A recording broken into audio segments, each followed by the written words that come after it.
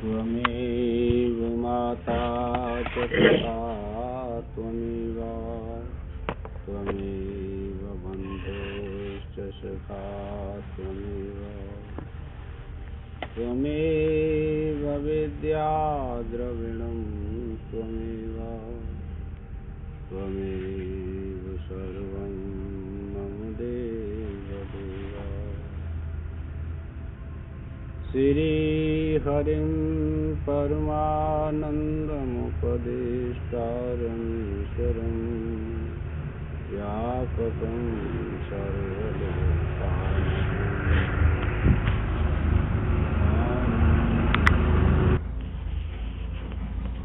ॐ सन्नो मित्रः संवरुणः सन्नो भगत्यार्यमा सन्न इन्द्रो बृहस्पतिः सन्नो विष्णुरुक्रमः। ॐ शान्ति शान्ति शान्तिः।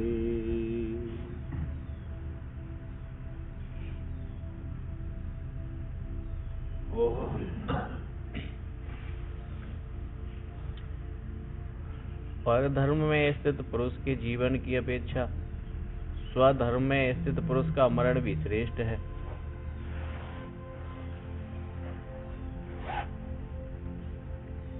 क्योंकि दूसरे का धर्म भयदायक है, नरक आदि रूप का भय का देने वाला है।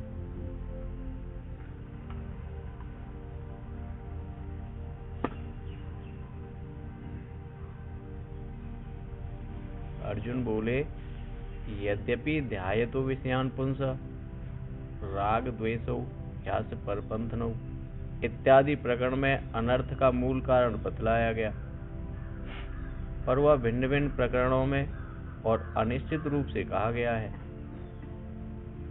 इसलिए वह अनर्थों का कारण ठीक यही है। इस प्रकार निश्चय पूर्वक और संक्षेप से जानने में आ जाए तो मैं उसके उच्छेद के लिए प्रयत्न करूं।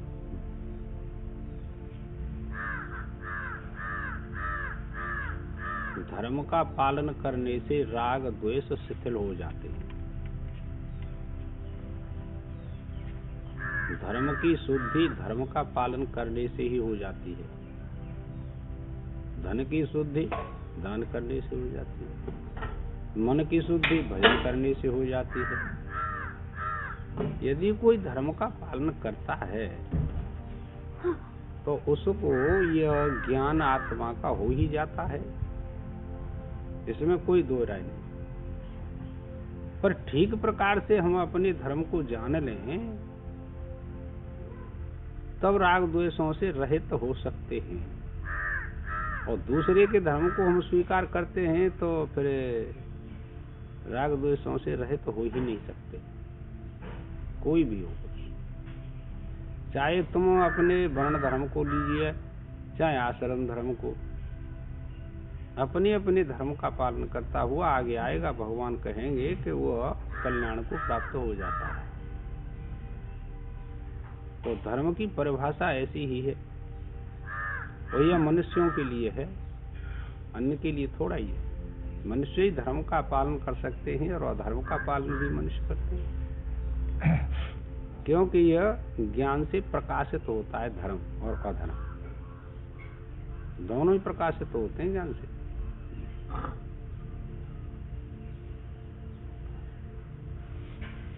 इस विचार से उसके जानने की इच्छा करते हुए अर्जुन बोले,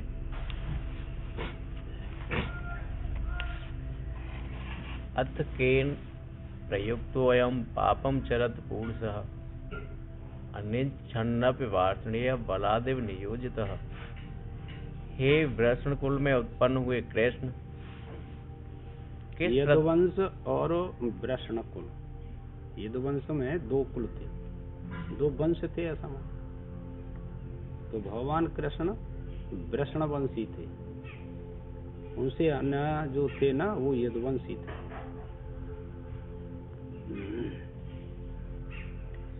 किस प्रधान कारण से प्रयुक्त किया हुआ यह पुरुष स्वयं न चाहता हुआ भी राजा से प्रयुक्त किए हुए सेवक की तरह बलपूर्वक लगाया हुआ सा पाप कर्म का आचरण किया करता है।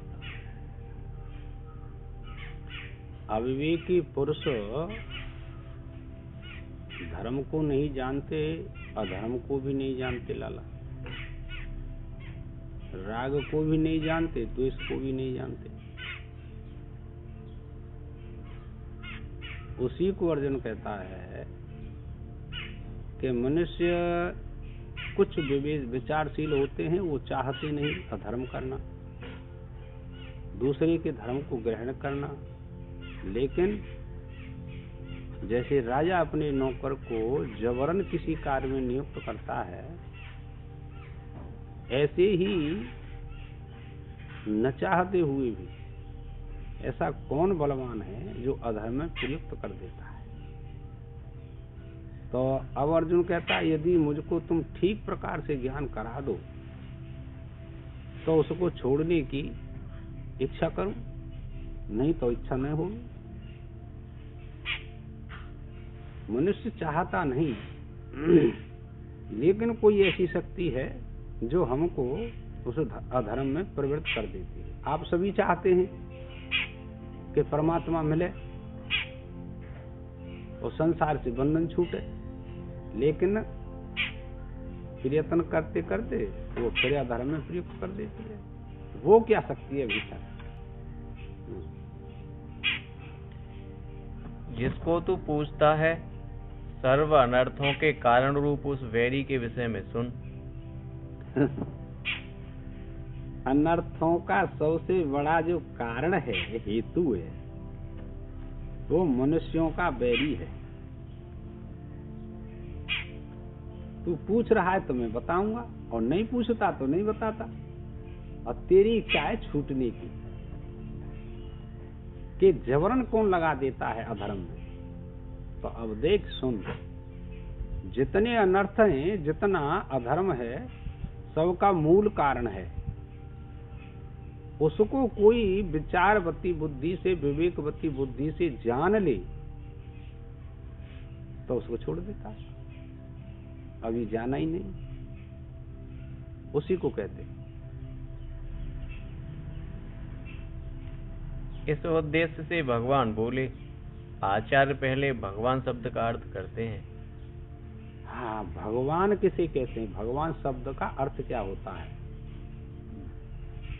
संपूर्ण ऐश्वर्य, धर्म, यश, लक्ष्मी, वैराग्य और मोक्ष, ये 6 हो गए। जिसकी बुद्धि में ये 6 बात निहित हैं, उसको भगवान कहते हैं। इन 6 का नाम भग है। यह ऐश्वर्य आदि 6 गुण बिना प्रतिबंध के संपूर्णता से जिस वासुदेव में सदा रहते हैं, कोई प्रतिबंध नहीं। इन 6 गुणों का कोई प्रतिबंध नहीं है, जिसमें उसको प्राप्त हुई वही भगवान। तथा उत्पत्ति और प्रलय को, भूतों के आने और जाने को एवं विद्या और अविद्या को जो जानता है उसका नाम भगवान है। अब दूसरा अर्थ कर दिया। उत्पत्तिम प्रलयम च भूता नामा गतिम गतिम। वो कहते हैं उत्पत्ति प्रलय, भूत प्राणियों के आने जाने को जो ठीक प्रकार से जानता है उसको क्या कहते हैं? भगवान कहते हैं। कैसे उत्पत्ति होती है, कैसे गमनागमन होता है एक शरीर से दूसरे शरीर में, वेदांत पढ़ करके भी इन सब का ज्ञान हो जाता है। बिना वेदांत के ज्ञान नहीं होता। इसी में आएगा कैसे भोगता है, कैसे नहीं भोगता है, ये सारी स्थिति को जानता है विद्वान पुरुष, और उससे अलग हो जाता है।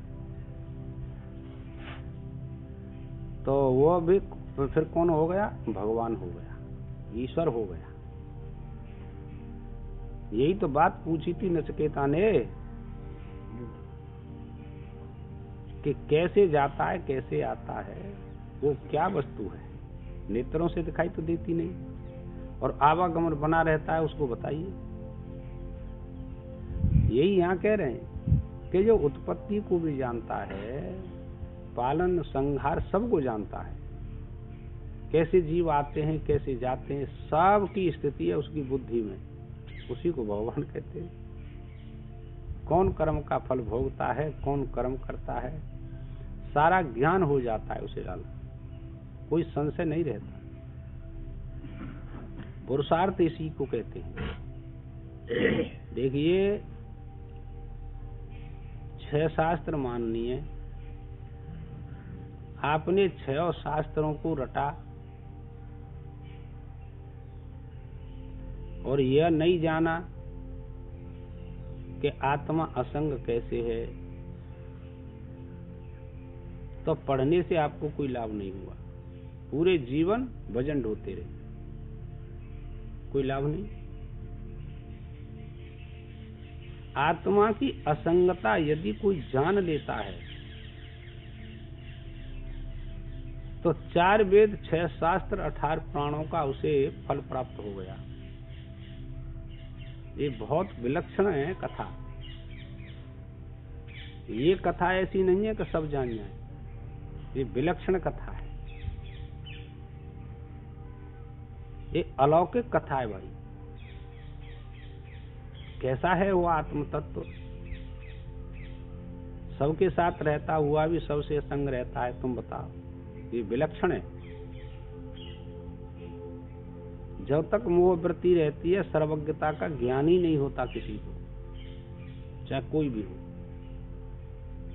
तो उसी को यहाँ तो समझा रहे हैं कि सब अनर्थों का जो कारण है कि मनुष्य नहीं चाहता है, फिर भी बलात्कार से उस पाप में प्रयोग में लाता है और पाप कर्म करता है, उसका कारण बताइए।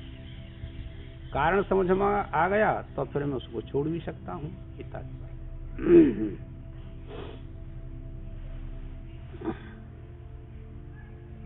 अतः उत्पत्ति आदि सब विषयों को जो भली भांति जानते हैं, वे वासुदेव भगवान नाम से वाच्य हैं। वाच्य अर्थ में उसी को भगवान कहते हैं, ठीक है ना। उत्पत्ति प्रलय भूतों का आना जाना जो जानता है उसको भगवान कहते हैं।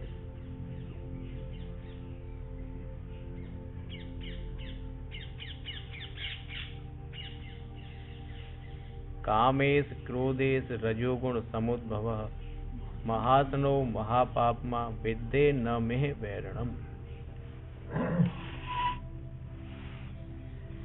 यह काम जो सब लोगों का शत्रु है, जिसके निमित्त से जीवों को सब अनर्थों की प्राप्ति होती है। अब काम शब्द से क्या लेंगे आप? काम माने इच्छा। कितनी इच्छा बड़ी हुई है, इसके बाद इसे करूंगा, इसके बाद इसे करूंगा, इसके बाद इसे करूंगा, कभी समाप्त नहीं होती। इच्छाओं को बढ़ाते जाते हैं तो वह जन्म बढ़ते जाते हैं, जन्म पर जन्म होता चला जाएगा। इच्छा बढ़ेंगी तो आपके जन्म भी बढ़ेंगे, और इच्छा कम होती जाएंगी तो जन्म भी कम होंगे, आपको अंत में ज्ञान हो जाएगा। तो उसका कारण क्या है कि रजोगुण, रजोगुण में फलेच्छा होती है, आगे बताएंगे। तो रजोगुण में फलेच्छा हुई, इच्छा अनेक प्रकार की उत्पन्न हो गई, क्या करें। ये बड़ी समस्या है, इस पर हमारी दृष्टि नहीं है। रजोगुण पर, फलेच्छा पर दृष्टि नहीं है। सुबह से शाम तक दौड़ लगाता रहता है मन, इच्छा कम नहीं होती, बढ़ती जाती है। इसका प्रमाण भी दिया है इसमें कि अग्नि में घी डालने से अग्नि कभी बुझती नहीं है, वो प्रज्वलित होती हुई चली जाती है। ऐसे ही इच्छाओं की पूर्ति करते हुए तुम चले जाओ। आपके पास पैसा है, किसी के पास, तो पूर्ति की, फिर कल को और नई इच्छा उत्पन्न हो जाएगी। उसकी पूर्ति की, फिर और नई इच्छा उत्पन्न हो जाएगी। ये कभी भी शांत नहीं होता मन, जो इच्छाओं से झिकता ही नहीं, ये ताकत।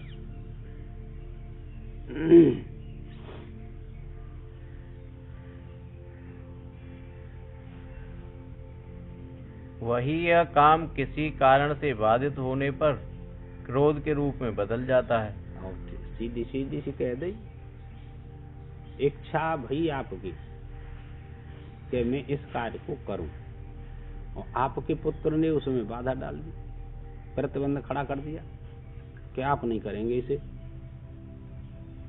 तो फिर आपका मन, आपकी बुद्धि क्रोध करेगी कि शांत हो जाएगी? बताइए। क्रोध अवश्यम भावी है। क्रोध उत्पन्न हो गया, और जब क्रोध उत्पन्न हुआ तो पीछे आ चुका है सम्मोह, मूढ़ भाव उत्पन्न हो गया क्रोध आते ही। पहले मानव थे और क्रोध आया तो मानवता ही चली गई। क्या करें?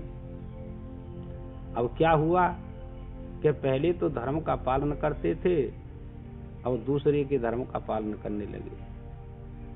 क्रोध आ गया और दूसरे का धर्म का पालन किया। किसका किया पालन? क्रोध के धर्म का पालन किया। सिद्धांत की बात तो यही है कि क्रोध का पालन किया और झगड़ा बहुत बड़ा हो गया। अब ये पता नहीं हम कौन थे। दुनिया भक्त कहती थी, दुनिया साधु कहती थी।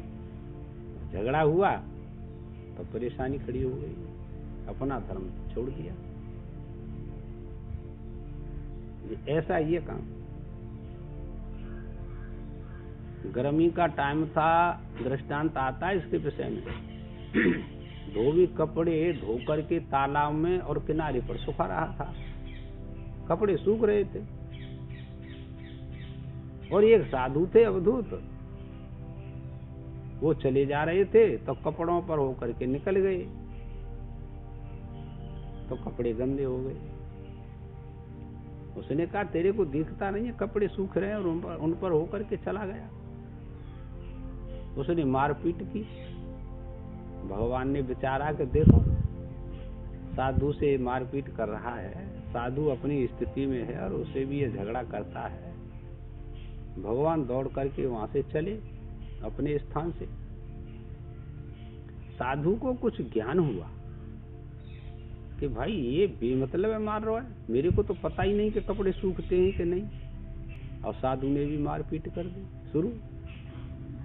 समझे? भगवान वापस हो गए। पूछा रुक्मिणी ने, क्यों? क्या अब तो दो धोबी लड़ रहे हैं आपस में। ऐसी स्थिति है बाबूजी। अब तुम बताओ, अपने को मिट्टी में कौन मिला दे? है? अपना अहंकार मिट्टी में मिल जाता है, दाना खाक में मिलकर गुले गुलजार होता है। अपने को, अहंकार को मिट्टी में मिला देंगे तो भक्ति आपकी पूरी हो सकती है, ज्ञान पूरा हो सकता है। और थोड़ा सा भी सूक्ष्म अहंकार रहा तो न भक्ति पूरी होगी और न ज्ञान होगा। क्या करें? दिन रात इसी का विश्लेषण है बुद्धि में। तो कभी बात बन जाती है, कभी बात नहीं बनती है। समझे? लेकिन साधन करते करते एक समय वो आएगा कि अंत हो जाएगा इनका, संसार का अंत ही हो जाता है।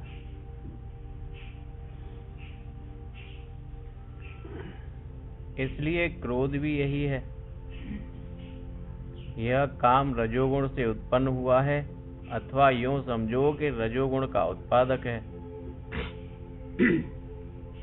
क्योंकि उत्पन्न हुआ काम ही रजोगुण को प्रकट करके पुरुष को कर्म में लगाया करता है, तथा रजोगुण के कार्य सेवा आदि में लगे हुए दुखित मनुष्य का भी यही प्रलाप सुना जाता है कि तृष्णा ही हमसे अमुक काम करवाती है इत्यादि। बिल्कुल ठीक। सेवा आदि में लगे हुए तो वो कहते हैं कि सेवा भी फलाशक्ति को लेकर के करते हैं, तो यही हमसे काम कराती है तृष्णा से। तो बेचारों परेशान रहते हैं।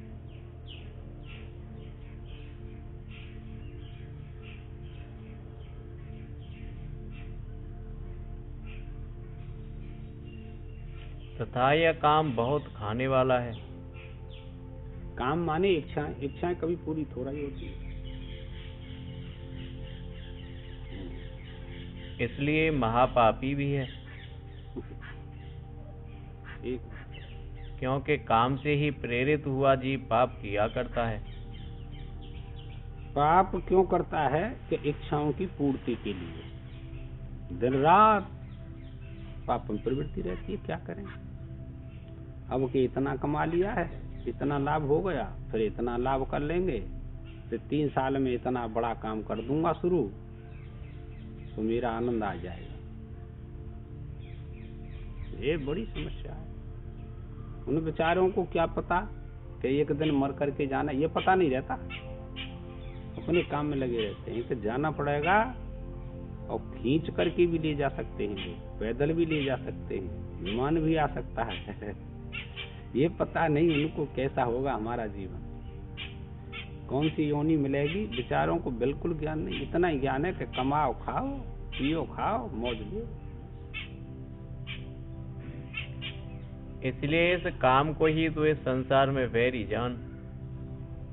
संसार में फंसाने वाला ये काम माने इच्छाएं हैं, रजोगुण है भाई, ये बात है।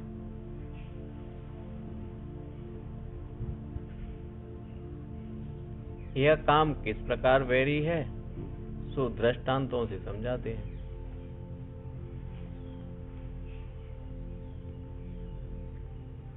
धूमे नाव्रियते वह्निर् यथा दर्शो मलेन च, यथोल्वे नाव्रतो गर्वस् तथा तेनेदमावृतम्। जैसे प्रकाश स्वरूप अग्नि अपने साथ उत्पन्न हुए अंधकार रूप धुएं से, और दर्पण जैसे मल से आच्छादित हो जाता है, तथा जैसे गर्भ अपने आवरण रूप जेर से आच्छादित होता है, वैसे ही उस काम से यह ज्ञान ढका हुआ है। और रही है भाई राजी, और ज्यादा पड़े का करो, 3 बातों को स्वीकार कर लो, 3 दृष्टांत याद कर लो, आपका कल्याण हो जाएगा ना। जैसे धुआं कहाँ से आता है, अग्नि से आता है, पर अग्नि संबंध स्थापित करती है किसी लकड़ी से, तभी तो आएगा, और संबंध न हो, ये बहुत विलक्षण है। अग्नि के कितने स्वरूप बताए, 4 स्वरूप बताए है? कि एक धूम सहित अग्नि होती है, और एक धूम रहित अग्नि होती है, और एक ज्वाला वाली अग्नि होती है, और एक शांत अग्नि होती है। ये 4 स्वरूप अग्नि के होते हैं। लकड़ी जल करके भस्मीभूत हो गई, अब धुआं नहीं रहा उसमें,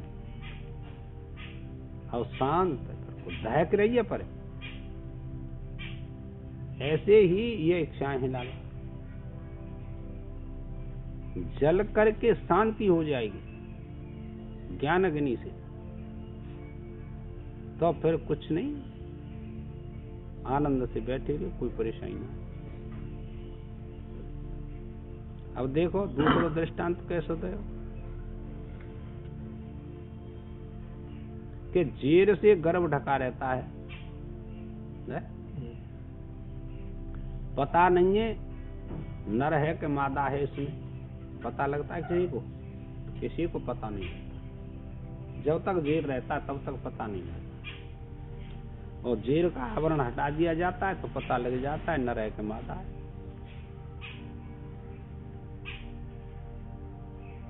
और तीसरा दृष्टांत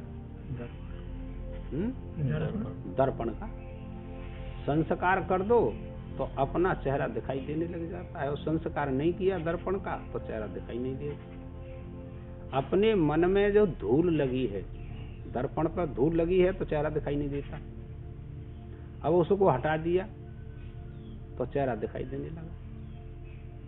आपके मन में, सबके मन में, सबकी बुद्धि में, सब इंद्रियों में धूल लगी हुई है, संसार की इच्छाओं की धूल लगी हुई है, फल की धूल लगी हुई है, रजोगुण की प्रधानता रहती है। अब इस धूल को हटा दो, तुमको अपना पता लगेगा मैं वास्तव में कौन हूं, और नहीं हटाएंगे तो नहीं लगेगा। अब इसमें अधिक जानने की क्या आवश्यकता है, बताओ तुम? अधिक पढ़ने की आवश्यकता है। मन में से धूल हटा दो, बुद्धि में से धूल हटा दो, तो आपको पता लगेगा मैं कौन हूं। अधिक परिश्रम की आवश्यकता नहीं, पर हटाने की आवश्यकता है। अब आप कहेंगे कि हटती नहीं धूल, कि नहीं, ऐसा तो हो ही नहीं सकता है, शास्त्र व्यर्थ हो जाएगा। धूल किससे हटेगी? अभ्यास। आपका अभ्यास चल रहा है, धूल हट जाएगी। जैसे कमरा बंद है कई साल से, आप उसमें आए नहीं, रहे नहीं, आपका सामान रखा हुआ है, फिर आए 2-4 साल में, तो धूल उसमें अंदर है, झाड़ू नहीं लगाया, फिर आपने झाड़ू लगाया, तो झाड़ू लगाते समय उसमें धूल उड़ेगी कि नहीं उड़ेगी? अब धूल जो उड़ रही है तो उस कमरे को गंदा कर रही है कि बाहर जा रही है? आप झाड़ू लगाते हैं तो बाहर जाएगी, लेकिन धूल जब उड़ेगी तो उसको बाहर जाना पड़ेगा। कई बार आपने सफाई की, धूल साफ हो गई। यही दृष्टांत आपके लिए है कि आज धूल नहीं हटी, इच्छा समाप्त नहीं हुई, नित्य प्रति अभ्यास करते रहो, तो ये संसार रूपी धूल, फल रूपी धूल, वासना रूपी, इच्छा रूपी धूल आपके मन में से बाहर चली जाएंगी, फिर आपको कोई परेशानी नहीं। पर झाड़ू तो लगानी पड़ेगी सबको। जिसका उपर्युक्त श्लोक में इदम शब्द से संकेत किया गया है, जो काम से आच्छादित है, वह कौन है? इदम माने नजदीक के लिए इदम शब्द का प्रयोग किया जाता है। इदम माने यह, नजदीक के लिए प्रयोग किया, तो इदम शब्द हम सब के लिए है। तुम्हारी मन में, तुम्हारी बुद्धि में इदम करके जो संसार गृहीत हो रहा है, उसको आप धीरे धीरे जान लो और धीरे धीरे अभ्यास के द्वारा उसका त्याग कर दो, बस। और क्या बात है।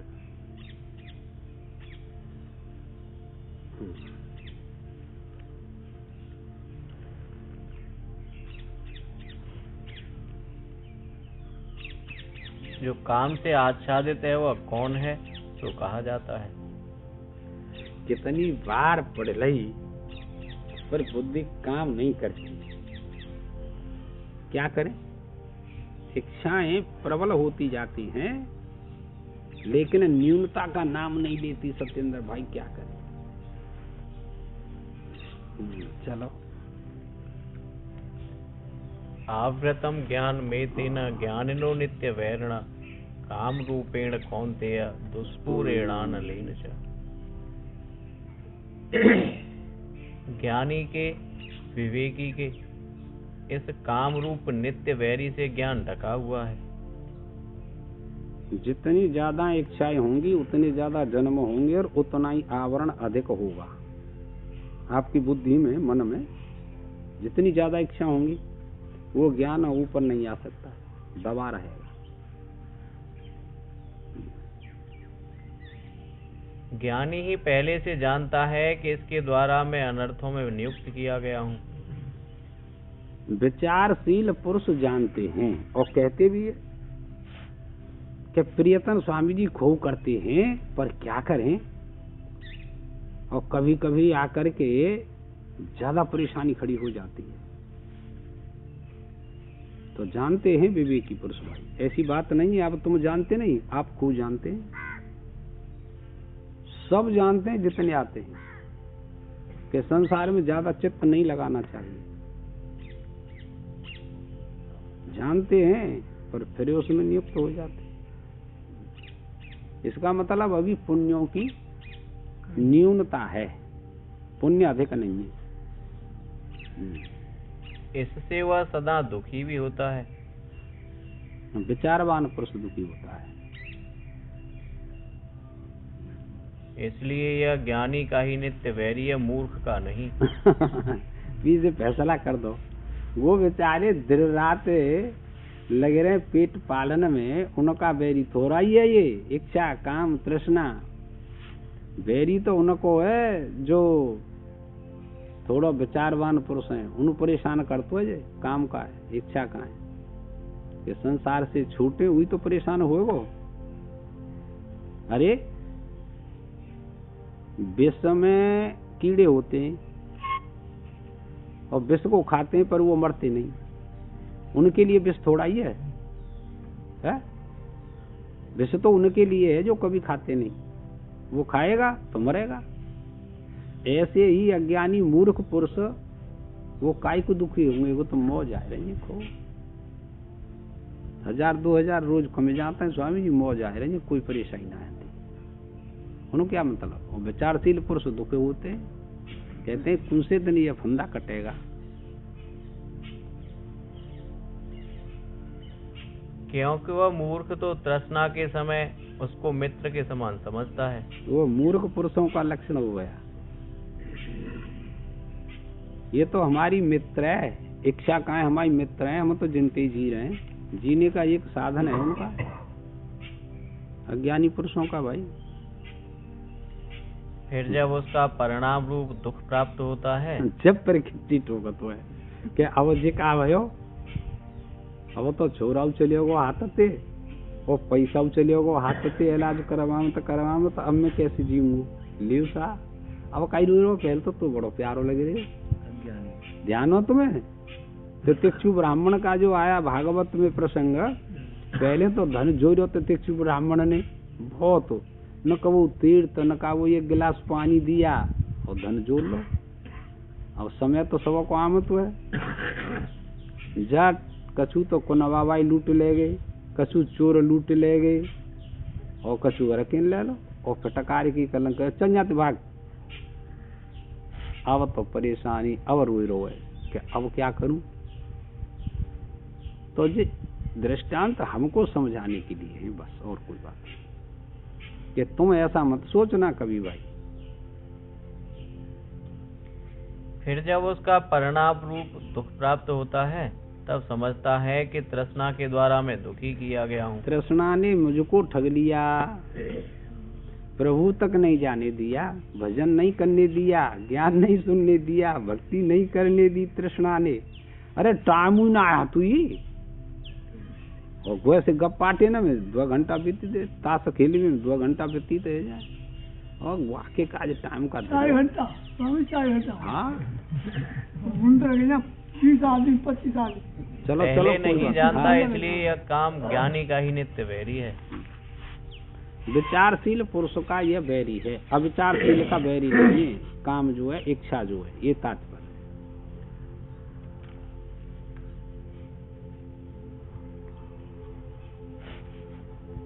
कैसे काम के द्वारा ज्ञान आच्छादित है, इस पर कहते हैं कामना इच्छा ही जिसका स्वरूप है, जो अति कष्ट से पूर्ण होता है। अजी बड़ी मेहनत करनी पड़ते तब कहीं एक इच्छा की भैया पूर्ति होते। अब तू तो भोग रहो, खुद देख ले, दिन रात भागत हो, कबू अलीगढ़ जाए रो है, कबू कहूँ जाए रो, कबू कहूँ जाए रो, जब जाए के ने का इच्छा ही पूर्ति होते। तथा जो अनल है, भोगों से कभी भी तृप्त नहीं होता,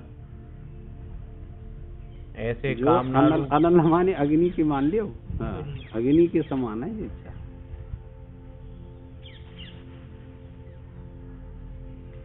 ऐसे कामना रूप वैरी के द्वारा ज्ञान आच्छादित है।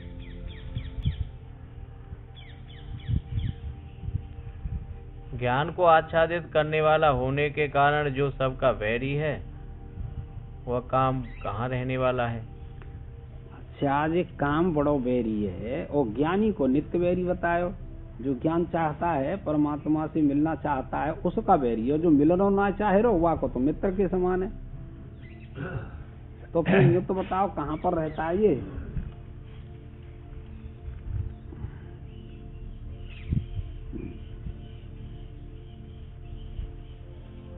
अर्थात उसका आश्रय क्या है। हाँ, रहने का स्थान तो सबका ही होता है, क्योंकि शत्रु के रहने का स्थान जान लेने पर सहज में ही उसका नाश किया जा सकता है, इस पर कहते हैं। अरे 2 प्रतिपक्षी सेना आपस में लड़ रही हैं और तुमको पता नहीं है कहाँ कहाँ छुपे भैया, तो फिर कहाँ गोला डालेंगे आप लोग। जब उनके स्थान का पता लगेगा तो उन पर आप गोला डाल सकते हैं, उनसे मुक्त हो सकते हैं। ऐसी जे इंद्रियाणि मनोबुद्धि रस्याधिष्ठानमुच्यते एतेर विमोह यत्तेस्य ज्ञान मावृत्य देहिनम। इंद्रियां, मन और बुद्धि यह सब इस काम के अधिष्ठान अर्थात रहने के स्थान बतलाए जाते हैं। इंद्रियां, मन और बुद्धि 3 स्थान बताए ना। तो ये काम कहाँ रहता है? इंद्रियों में, मन में, बुद्धि में रहता है। संसार यही रहता है और बाहरी संसार है और अंदर चला जाता है इनमें होकर के। नेत्रों में होकर के रूप अंदर चला जाता है, उसको प्राप्त करने की फिर इच्छा करता है, सोचता रहता है वो वस्तु कैसे बड़ी सुंदर है, कैसे मिलेगी। तो बाहर से अंदर चला जाता है, फिर अंदर से बाहर आता है। यही में लगे और तो है, दिन और रात विचार नहीं होता।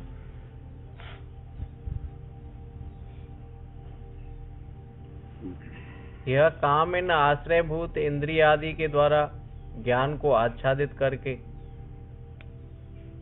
इस जीवात्मा को नाना प्रकार से मोहित किया करता है। मैं आत्मा हूं, इस ज्ञान को ढक रखा है भाई। सारे उपनिषदों में, सारे वेदों में, सारे शास्त्रों में इसी का वर्णन है। तो अंतःकरण की शुद्धि मात्र करने से ही यह ज्ञान उदय हो जाता है भाई।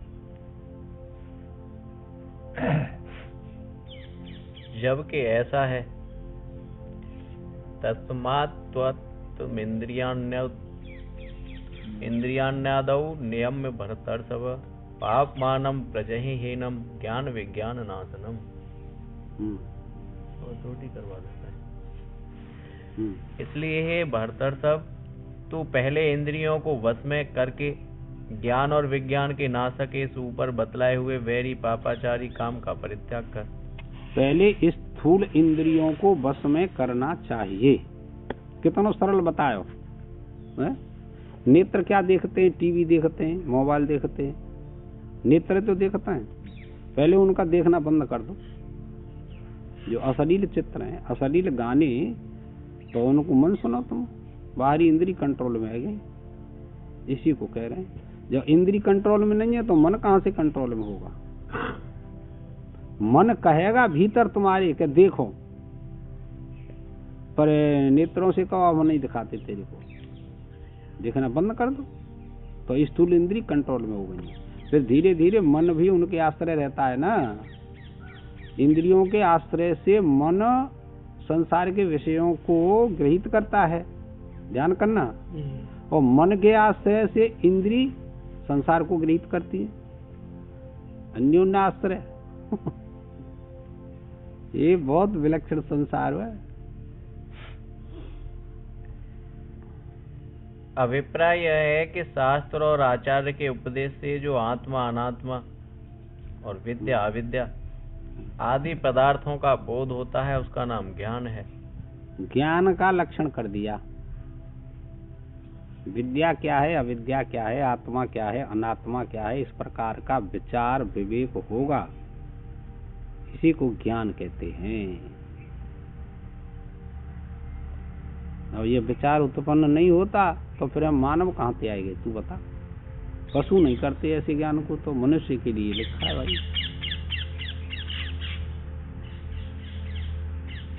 एवं उसका जो विशेष रूप से अनुभव है, उसका नाम विज्ञान है। पहले तो जाना, ज्ञान किया और फिर उसका अनुभव किया, वो विज्ञान हो गया। चिंतन कर सकते। ये तो मुख्य प्रश्न है।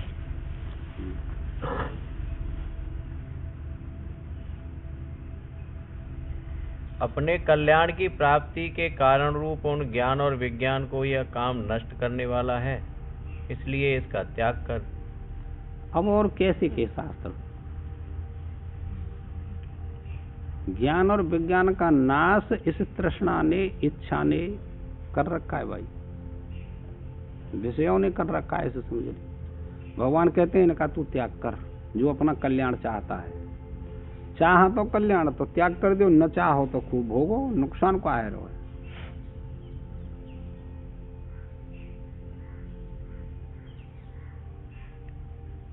पहले इंद्रियों को वश में करके कामरूप शत्रु का त्याग कर, ऐसा कहा। सो किसका आश्रय लेकर इसका त्याग करना चाहिए, यह बतलाते हैं। बिना दूसरे के आश्रय के इस काम का त्याग नहीं कर सकते, तो किसका आश्रय लेना चाहिए? जड़ो खार की बात है, बिल्कुल मूल बात है, तत्व बात है इसमें। पर अपनी बुद्धि जैसी है ऐसी ग्रहण करेगी।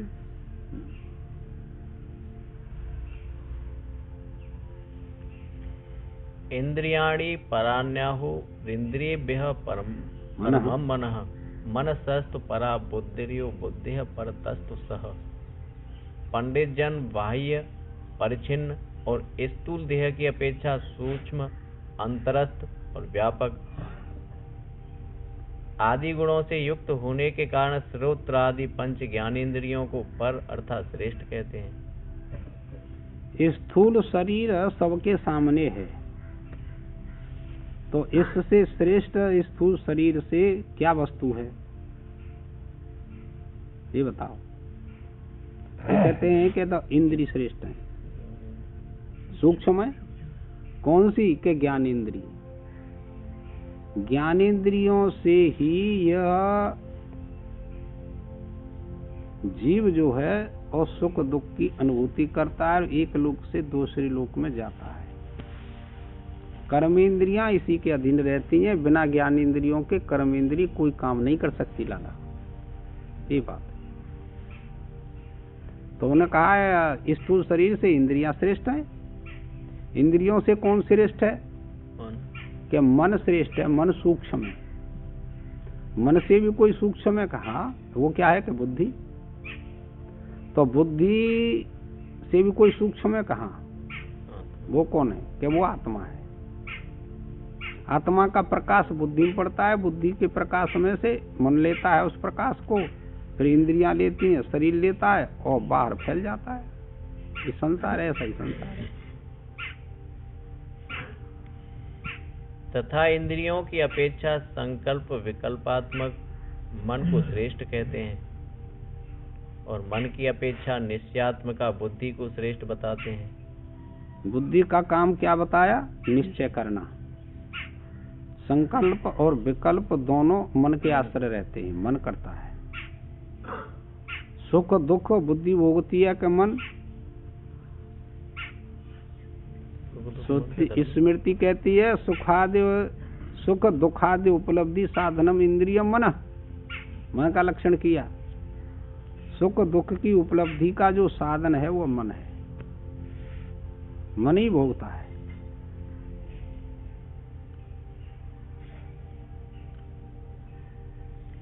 एवं जो बुद्धि पर्यंत समस्त दृश्य पदार्थों के अंतर्व्यापी है।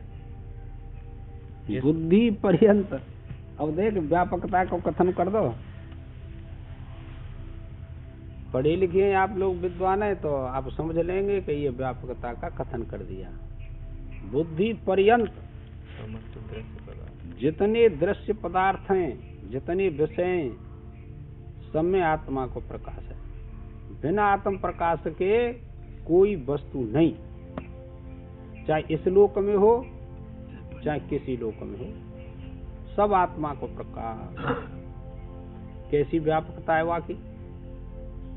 शास्त्र ने सब तरह से वर्णन करो है, पर ये सबकी समझ को वर्णन ना है। तुम क्या, अरे कहीं तो रो रहा है तू, कहीं हंस रहा है, कहीं उपदेश कर रहा है, कहीं उपदेश सुन रहा है? कहीं चोरी कर रहा है तो कहीं दान कर रहा है? कहीं स्त्री बना है तो कहीं बच्चा बना है, कहीं भोग बना है तो कहीं भोक्ता बना है, कहीं भोग्य बना है। ये सारी स्थिति उसी के अनुरूप है, दूसरा कोई नहीं। अब ऐसी स्थिति आप कैसे स्वीकार करें? सभी कैसे स्वीकार करें? क्यों नहीं स्वीकार करते? बात तो वही है कि तृष्णा ने आपकी बुद्धि को, मन को आच्छादित कर रखा है। ज्ञान शक्ति में जब आवरण नहीं रहेगा तो यह ज्ञान हो जाएगा कि सब तू ही तो बना है, दूसरा कहाँ से आया है। और वास्तविक बात तो यही है। ये बड़ी समस्या है। तेनी तो पहले चांद फाड़ दी और फिर अस्पताल में ले गई महात्मा अगुआ पट्टी करी, वे मूर्छा है रही, पट्टी करी और मूर्छा जाग गई।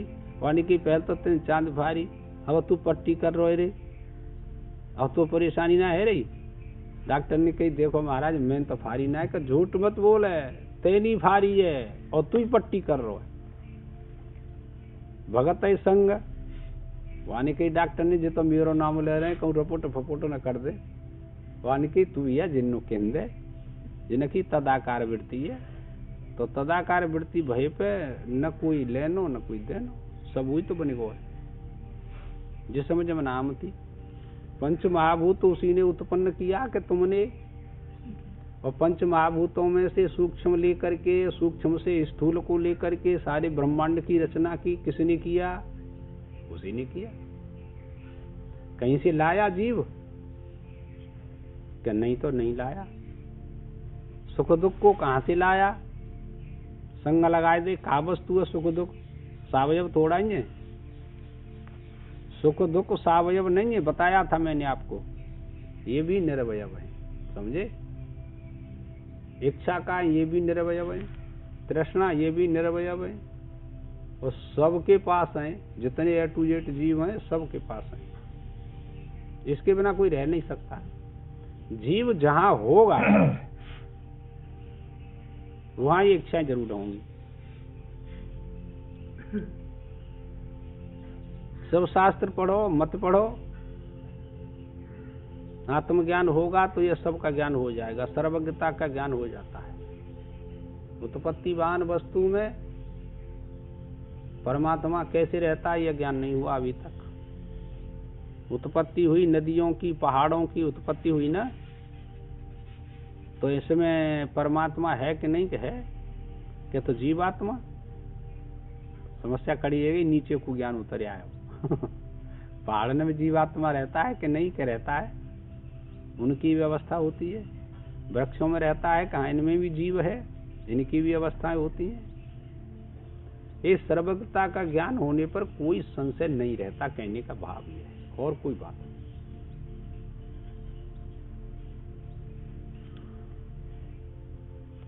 बनो तो सब बुझे, दूसरों कहां से आएगा।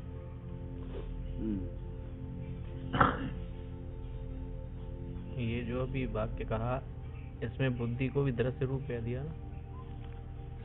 वाते पृथक बुद्धि, इंद्री, मन, शरीर, ये सब दृश्य हैं। तो अब ये जो दृश्य रूप में बुद्धि को हम लाते हैं इस प्रकरण में, तो बुद्धि चेतन ही तो उसको दृश्य करके कहेगा, निरुपाधिक चेतन तो नहीं कहेगा। निरुपाधिक तो कुछ करता न धरता, वो तो असंग भाव से रहता है। ये तो बुद्धि के धर्म है, सब जारी। लेकिन दृश्य रूप से अगर कहा जा रहा है, अपेक्षा है गई, निर्गुण नहीं कहता। बस सीधी सी बात, ठीक बात यही कह। बुद्धि में बैठ करके बुद्धि को जानता है, पर बुद्धि में जो ज्ञान हो रहा है कि मैं सर्वज्ञ हूँ, ये बुद्धि का ज्ञान है। ये ग्रंथि है, ऐसे ना आ रही थी।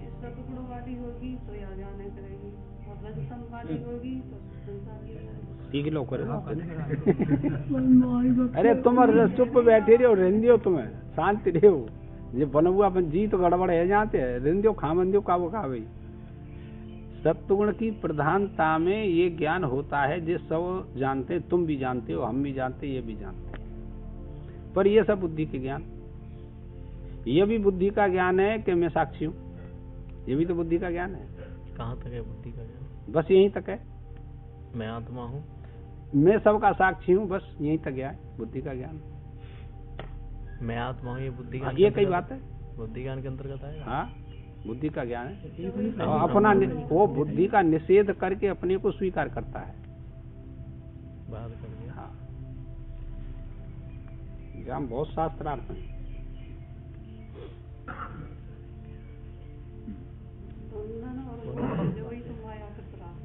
हाँ जी, हाँ जी।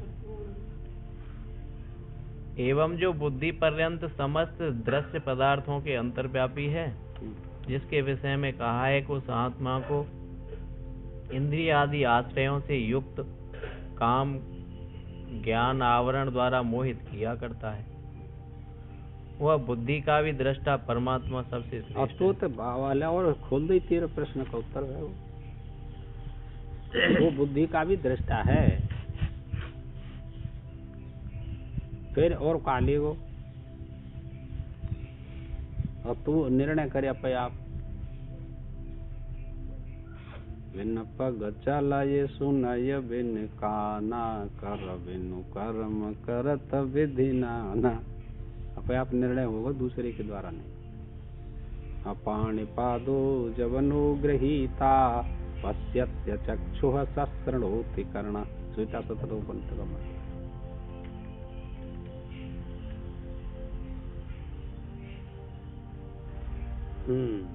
समझत पर न जाय बखानी। हाँ वो तो आई गई समझ में। अब आप आई समझ में। सुनो तात यह अकथक कहानी, समझत पर न जाए बखानी। कहने में नहीं आ सकती, समझने में आ सकती है, पर कहने में नहीं आ सकती लाला। ऐसा है यह ज्ञान आत्मा का, बड़ा विलक्षण, बड़ा सूक्ष्म और बड़ा आनंददायी है यह ज्ञान। इससे बढ़कर के आनंद और तुमको किसी भी क्रिया से मिल नहीं सकता।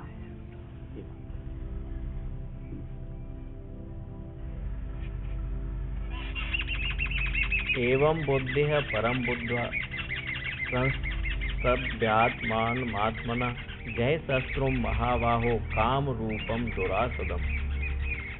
इस प्रकार बुद्धि से अति श्रेष्ठ आत्मा को जानकर और आत्मा से ही आत्मा को स्तंभन करके, हाँ, आत्मा से ही आत्मा को स्तंभन करके, यानी उसमें स्थित करके अपने अंतःकरण को आत्मा में। ये बात